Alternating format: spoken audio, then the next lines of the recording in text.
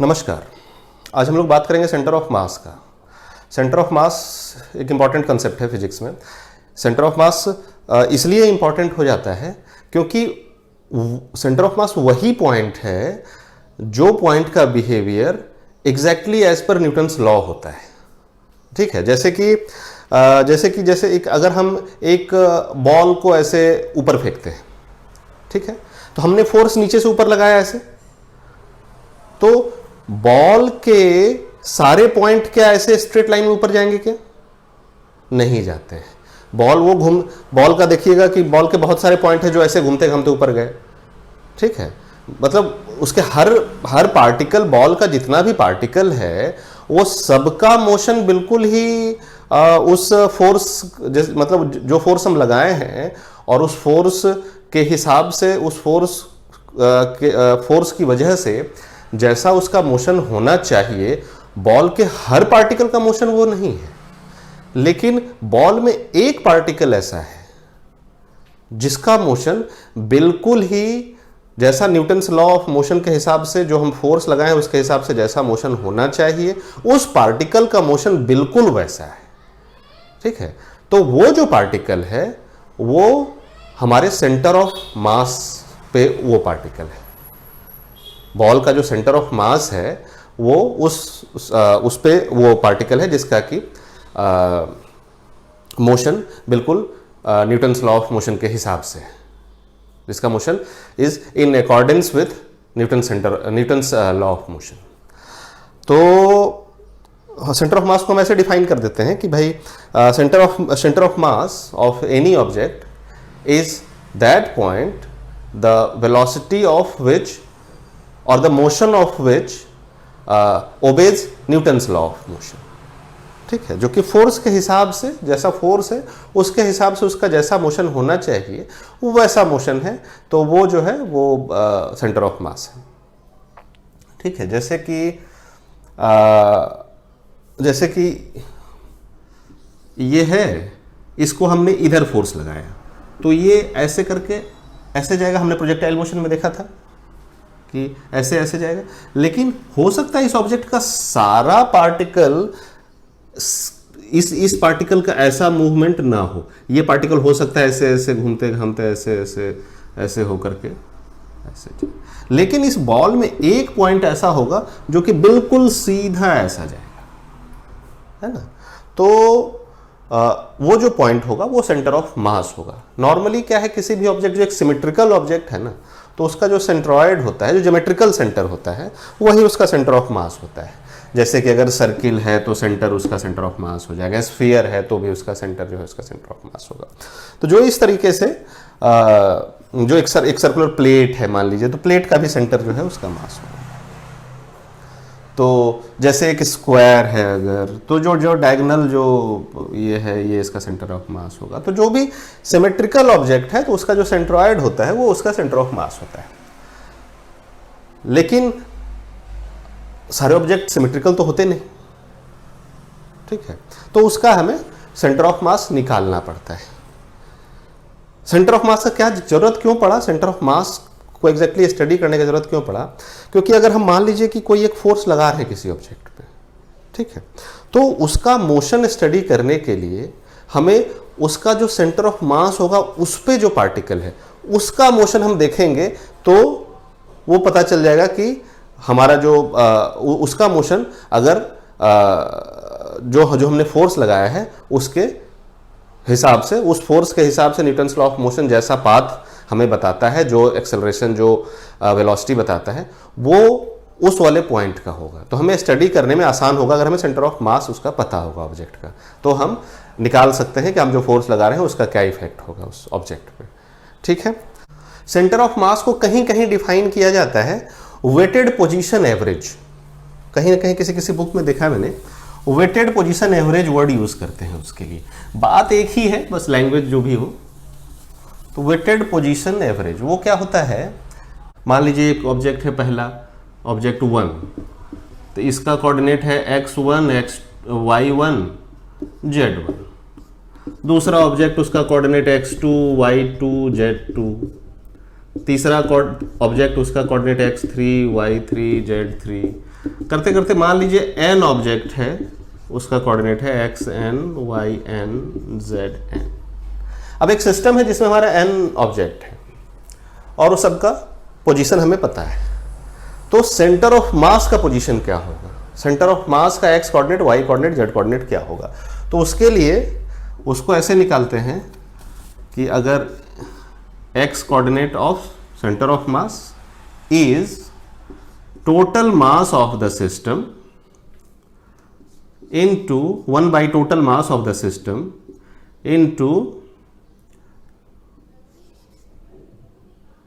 x1 m1 sorry xi mi where i varies from 1 से n तक। मतलब x1 m1 plus x2 m2 plus x3 m3 plus x4 m4 plus करते करते xn mn और ये पूरा ये सम divided by total mass of the system. Total mass मतलब m1 plus m2 plus 3 m3 plus mn तक जाकर के टोटल मास।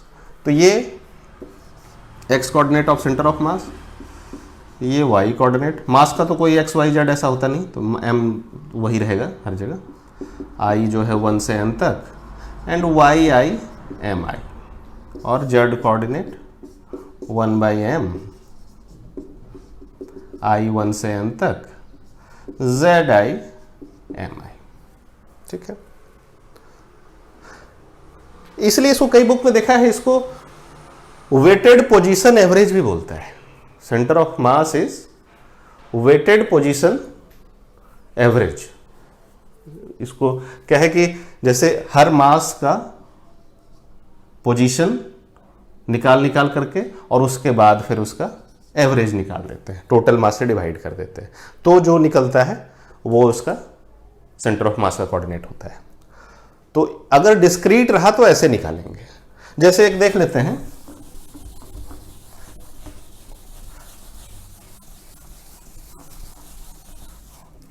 मान लीजिए एक ऑब्जेक्ट है यहां पे, एक ऑब्जेक्ट है यहां पे। ये ऑब्जेक्ट मान लीजिए इसका फॉर सेक ऑफ सिंप्लिसिटी सिर्फ x एक्सिस लेते हैं, y एक्सिस 0 है, या y एक्सिस भी ले लेते हैं, ये 0। एक ऑब्जेक्ट यहाँ है, एक ऑब्जेक्ट यहाँ है, इसका है x एक्सिस 1 3 और ये मान लीजिए 3 8। ठीक है, इसका x 1 है, इसका x 3 है इस वाले ऑब्जेक्ट का, और इसका y कोऑर्डिनेट, सॉरी इसका 1 है 3, इसका 3 है, इसका y कोऑर्डिनेट 3 है, इसका y कोऑर्डिनेट 8 है, ऐसा मान लीजिए। सेंटर ऑफ मास कहाँ होगा, ये जो दो मास है हमारा, तो इन दोनों का अगर ये दो मास मिला करके एक सिस्टम बना है तो सिस्टम का सेंटर ऑफ मास कहाँ होगा, तो वो कैसे निकाल लेंगे। और इसका मास मान लीजिए, इसका मास है 2 kg, इसका मास है 3 kg। ठीक है, तो centre of mass of x coordinate क्या हो जाएगा, 2 into 1 plus 3 into 3, that is m2 x2 m1 x1 divided by total mass. Total mass है 3 2 5। x coordinate of centre of mass is 11/5। Similarly y coordinate of centre of mass is कितना है, ये 2 into 3 plus 8 into 3। ठीक है, divided by 5, 31/5।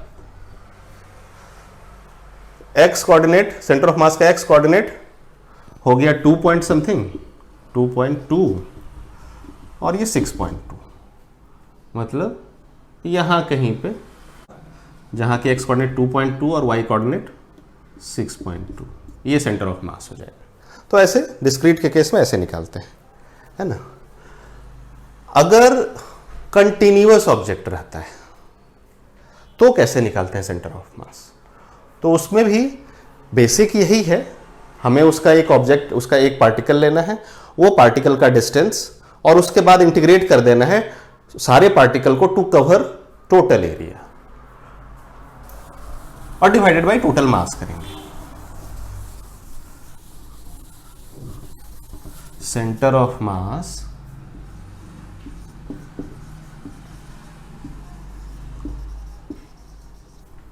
in case of continuous object।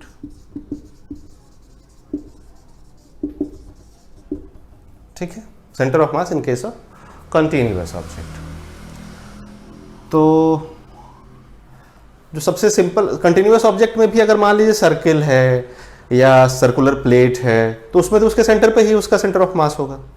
Circle का centre पे उस circle का सेंटर ऑफ मास होगा। स्फीयर है तो उसके भी सेंटर पे सेंटर ऑफ मास होगा। सर्कुलर प्लेट है तो उसके सेंटर पे सेंटर। लेकिन कोई सिमेट्रिकल अगर बॉडी नहीं है, सिमेट्रिकल सरफेस नहीं है, तो उसका कैसे निकालेंगे?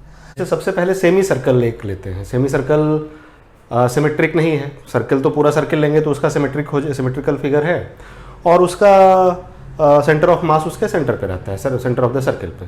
लेकिन अगर हम सेमी सर्कल लेते हैं तो this is our semi circle. ठीक है, ये सेंटर है। अब इस सेमी सर्कल सबसे पहले सेमी सर्कुलर रिंग का लेते हैं। रिंग के बाद हम लोग प्लेट का देखेंगे। तो कोई भी एक ऐसा जो कंटिन्यूअस ऑब्जेक्ट है जो कि डिस्क्रीट नहीं है, कंटिन्यूअस ऑब्जेक्ट है, तो उसके लिए हम उसका सेंटर ऑफ मास निकालने के लिए x coordinate of centre of mass will be equal to x, एक छोटा, सबसे पहले एक छोटा मास लेंगे, एक इनफिनिटेसिमली स्मॉल मास, उसका डिस्टेंस फ्रॉम द एक्सिस, और उसके बाद उसको इंटीग्रेट करेंगे पूरे मास के लिए, जो उसका टोटल मास है उसके लिए, और डिवाइडेड बाय टोटल मास, जो वही है 1/m, 1 total mass into distance into small mass. Distance into small mass का समेशन, जो उसमें भी था अपने डिस्क्रीट वाले में भी, मास इंटू उसका डिस्टेंस और समेशन, उसका समेशन डिवाइडेड बाय टोटल मास, तो वही इंटीग्रेशन मतलब समेशन। और ये जो है डीएम मास और डीएम का डिस्टेंस एक्स, दोनों मल्टीप्लाई, और इसको सम कर देंगे ओवर टोटल मास, ओवर जो इसका पूरा टोटल मास है। तो इसका सबसे पहले डीएम निकालते हैं, फिर देखते हैं हमारा वेरिएबल क्या रहता है, और उसके बाद उस वेरिएबल का जीरो से लेकर टोटल वेरिएबल को कवर करेंगे इसका इंटीग्रेशन से। इसलिए इंटीग्रेशन का हम अभी लिमिट नहीं लिखे हैं। देखते हैं डीएम किस वेरिएबल के टर्म में आता है, फिर उस वेरिएबल को हम उसका लिमिट लिखेंगे पूरा एरिया कवर करने के लिए। ये दिया हुआ है, मान लीजिए कि टोटल मास है m, it is given, total mass m given है। तो यूनिट मास क्या हो जाएगा, m/π, लेट अस से this radius is r, m/πr। ठीक है, सेमी सर्कुलर रिंग मतलब ऐसे है, सिर्फ रिंग है, इधर ये नहीं है। ठीक है, m/πr टोटल इसका, ये m/πr is mass per unit length, mass per unit length m/πr हो जाएगा। ठीक है, अब क्या है, हम एक छोटा सा लेंथ लेते हैं। छोटा सा लेंथ ये छोटा सा लेंथ क्या होता है इसका, अगर मान लीजिए कि ये थीटा एंगल पे छोटा सा लेंथ है और ये डी थीटा है, तो ये छोटा सा लेंथ हो जाएगा आर डी थीटा। ठीक है, ये छोटा सा लेंथ आर डी थीटा हो जाएगा। ठीक, तो इस छोटे से लेंथ का मास क्या हो जाएगा, m/πr into R D theta. m/πr is mass per unit length, R D theta is length. तो mass of this small element dl is m/πr, R D theta, R cut गया, m/πr डी थीटा। ठीक है, इस DL का x coordinate क्या है और Y coordinate क्या है? ये डीएल बहुत छोटा है, dl is very small element, तो हम इसका मान सकते हैं कि ये इसका एक्स कोऑर्डिनेट एक सिंगल पॉइंट, और वो पॉइंट क्या हो जाएगा? X is r cos theta और इसका y will be r sine theta. This is angle theta और ये आर है, ये लेंथ आर है, ये थीटा है, तो ये हो गया आर कॉस थीटा और ये हो गया आर साइन थीटा। तो एक्स और वाई मिल गया, डी एम भी मिल गया हमको, m by pi d theta. अब इसमें डाल देंगे 1 बाई एम, एक्स निकालेंगे, सेंटर ऑफ मास का एक्स कोऑर्डिनेट। वैसे एक्स कोऑर्डिनेट तो 0 ही होगा, क्योंकि देखिए एक्स के अबाउट वाई एक्सिस ये सिमेट्रिकल ही है, इस एक्सिस के अबाउट सिमेट्रिकल ही है, तो इसीलिए सेंटर ऑफ मास कहीं ना कहीं इस लाइन पे ही होगा, तो एक्स उसका 0 ही होगा। फिर भी देखिए ऐसे निकाल भी लेते हैं इससे, 1 बाई एम एक्स क्या हो जाएगा? R cos theta into d m क्या है? M by pi d theta, और थीटा को हम इंटीग्रेट कर देंगे, ये थीटा कहां से कहां तक? 0 से पाई तक, 0 से पाई तक इंटीग्रेट करेंगे तो ये पूरा कवर कर लेगा, पूरा सेमी सर्कल कवर करेगा 0 से पाई तक। ठीक है, आर बाहर निकालें, एम एम कैंसिल हो जाएगा, आर बाई पाई बाहर हो गया, कॉस थीटा डी थीटा 0 से पाई तक। ठीक है, कॉस थीटा डी थीटा 0 से पाई तक। फिर हो गया R by pi cos theta का integration sine theta 0 to pi R by pi sine pi 0 minus 0 0। ठीक है, X C M is 0, centre of mass का एक्स कोऑर्डिनेट 0 है। वो ऐसे देख के भी लग रहा है अबाउट वाई एक्सिस तो सिमेट्रिक ही है, तो जिस एक्सिस के अबाउट सिमेट्रिक होगा तो उसी एक्सिस पे कहीं ना कहीं उसका सेंटर ऑफ मास लाई करेगा। ठीक है, तो वो तो एक्स एक्सिस 0 आना ही था, फिर भी चलो हमने ऐसे करके देख लिया। हमें मेनली निकालना है कि इस एक्सिस पे कहां पे है उसका centre of mass, y coordinate क्या है, यहां है, कहां है, तो वाई निकालते हैं।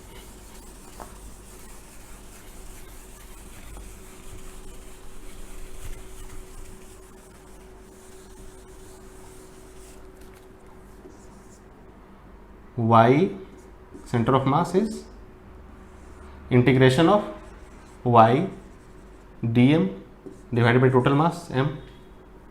ठीक है, 1 बाई एम बाहर है, y कोऑर्डिनेट क्या है इसका? y कोऑर्डिनेट है r साइन थीटा, y हो गया, dm क्या है? इस dl लेंथ का मास क्या है? m by pi d theta,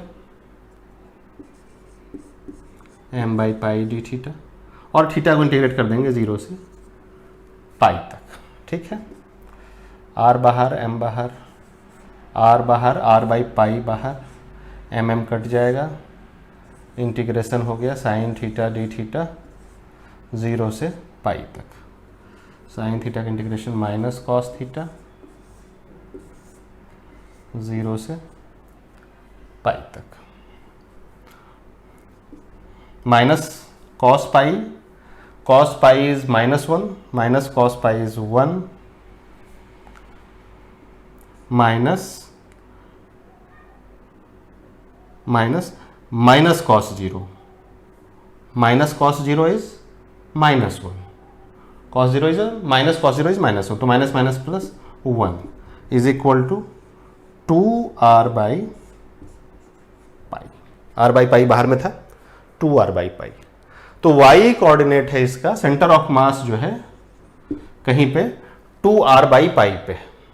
ठीक है, तो इसका सेंटर ऑफ मास का कोऑर्डिनेट क्या हो गया? 0 एंड 2r बाई पाई। ये हो गया सेंटर ऑफ मास का position, r of centre of mass, centre of mass का डिस्प्लेसमेंट, ये पोजीशन वेक्टर।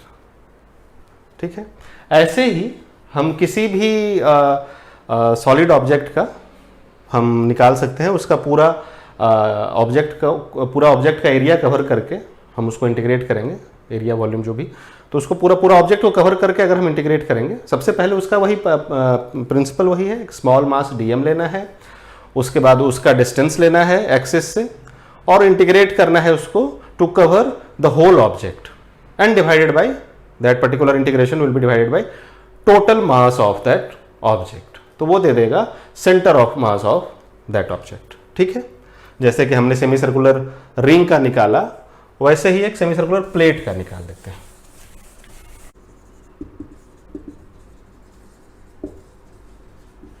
प्लेट का निकाल लेते हैं।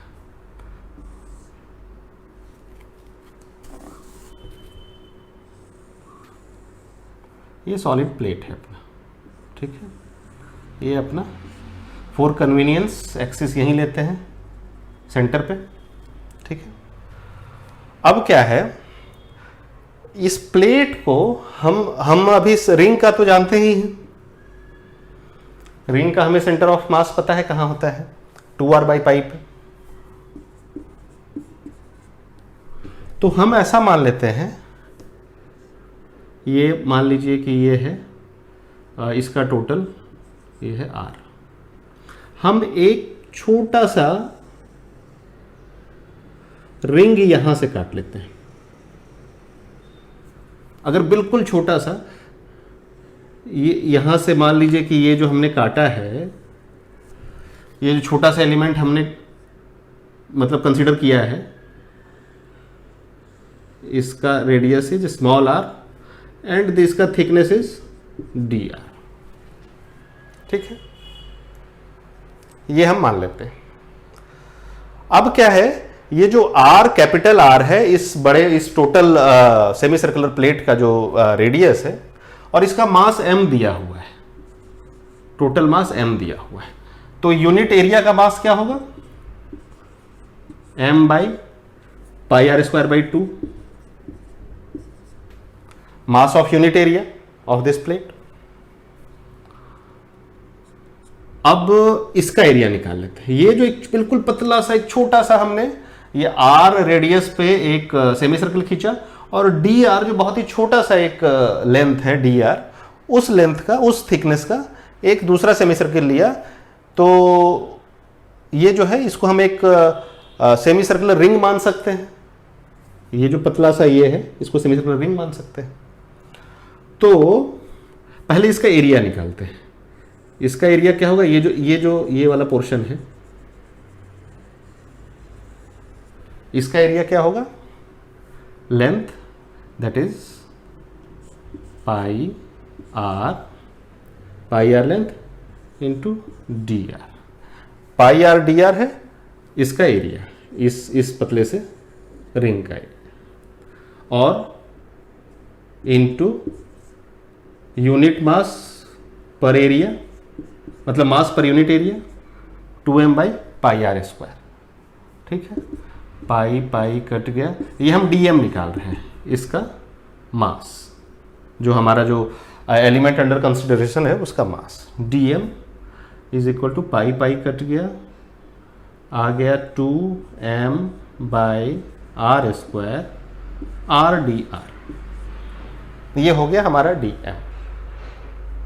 अब हम उसी तरह से निकाल लेंगे x, तो वैसे ही सिमेट्रिक है, तो x coordinate of centre of mass will lie on this line, वो जीरो ही होगा, x कोऑर्डिनेट जीरो ही होगा सेंटर ऑफ मास का, क्योंकि सिमेट्रिक है इसके अबाउट, इस y एक्सिस के अलाउंग।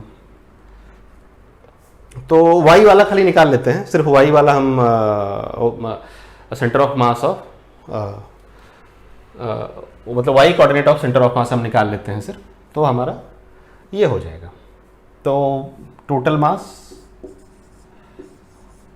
y dm। ठीक है, इसको हम मान सकते हैं कि 2r/पाई जो रिंग का सेंटर ऑफ मास, क्या होता है? सेंटर ऑफ मास का वाई कोऑर्डिनेट क्या होता है? 2r/पाई।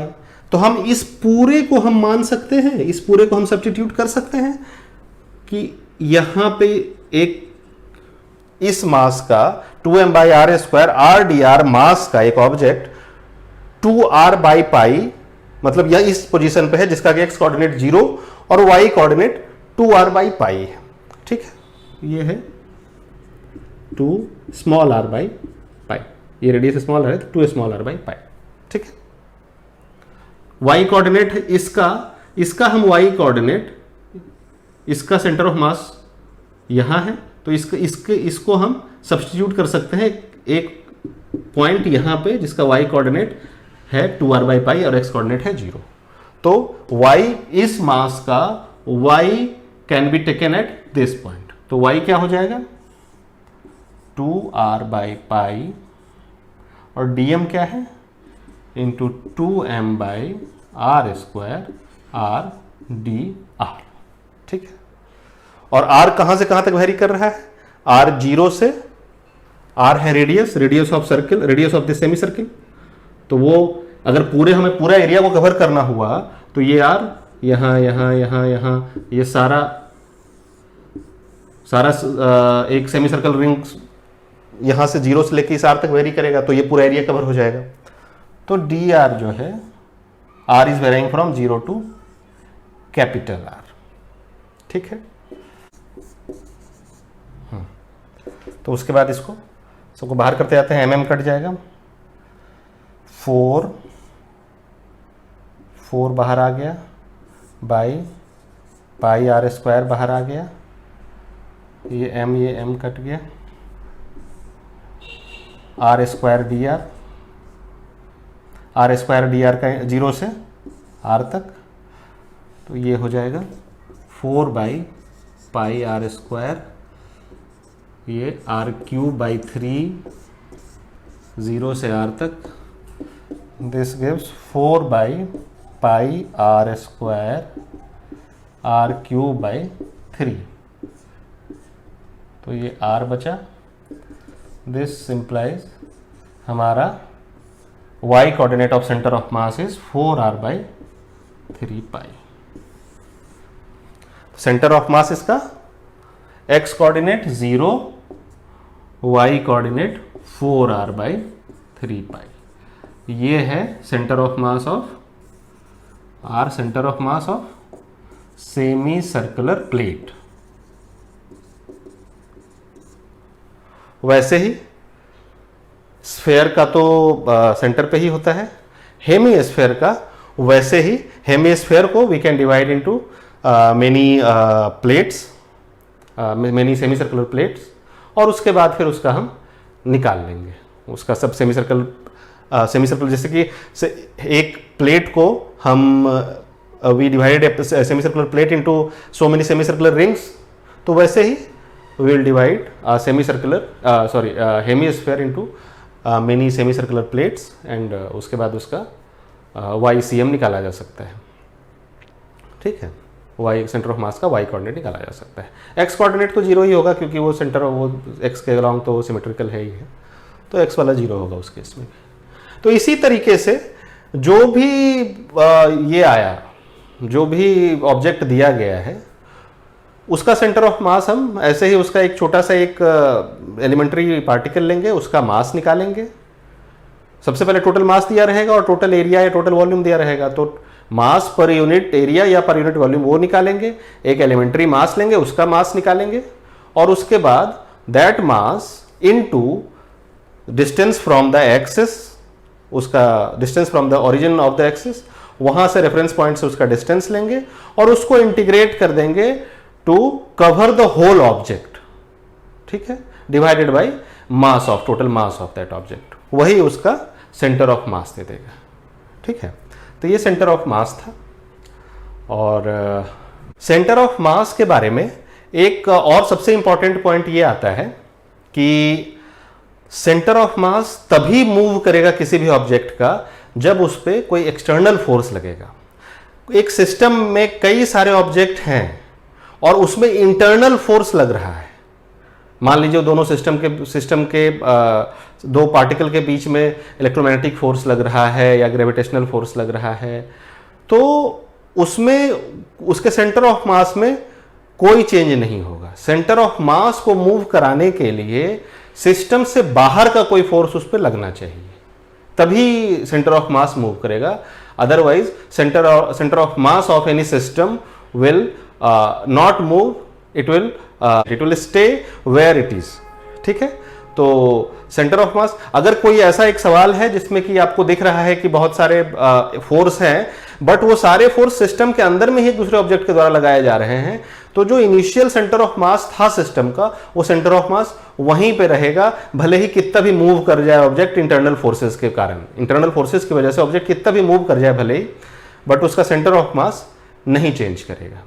ठीक है, तो सेंटर ऑफ मास का एक ये प्रॉपर्टी है कि मतलब अगर unless there is external force on the system, the centre of mass of the system will not change.